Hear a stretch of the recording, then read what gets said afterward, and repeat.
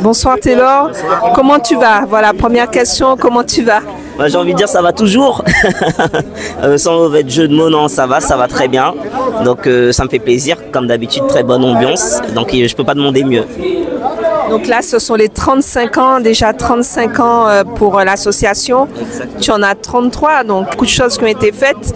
Est-ce que, selon toi, qu'est-ce qui manque encore pour que ça avance, que la recherche avance, qu'est-ce que tu en penses? Oui, aujourd'hui, tu m'as vieilli un peu, mais c'est vrai que j'ai 32, je m'approche de mes 33. Pour le mois de mars prochain, et du coup déjà ça fait plaisir puisque on voit que ça continue, on a repris un flambeau et on continue à le maintenir, et j'espère qu'il y aura d'autres générations qui seront là ensuite pour le reprendre.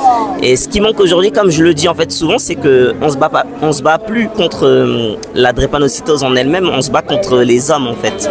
Donc c'est l'homme lui-même, puisque on a les traitements aujourd'hui pour guérir la drépanocytose, on a financé de la recherche, on a réussi à guérir des souris, des personnes drépanocytaires. Aujourd'hui on peut guérir de la drépanocytose, on a les outils, on a tous les traitements, mais ce qu'on n'a pas, c'est l'argent, parce que c'est toujours une question d'argent, ça coûte encore très cher, et puis les politiques ne font pas grand chose aussi contre cette maladie, donc c'est encore très peu connu, alors que c'est la première maladie donc au monde et la plus répandue, hein. On est comme plus de 50 millions de personnes concernées à travers le monde, donc aujourd'hui en fait c'est un combat, on va dire, politique plutôt qu'un combat contre la maladie.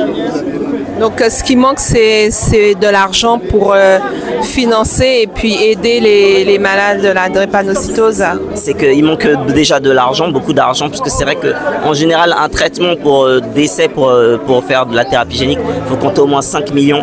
Donc 5 millions par an, et en général, c'est des traitements qui durent 3-4 ans. Donc vous voyez, ça monte très très vite, sachant qu'il y a d'autres entreprises en parallèle qui travaillent. Il faut payer aussi des bourses universitaires pour les étudiants qui arrivent, parce qu'il faut les former.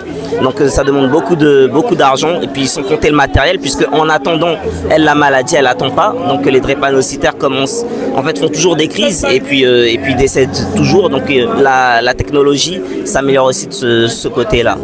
Merci à toi. Merci, c'est gentil.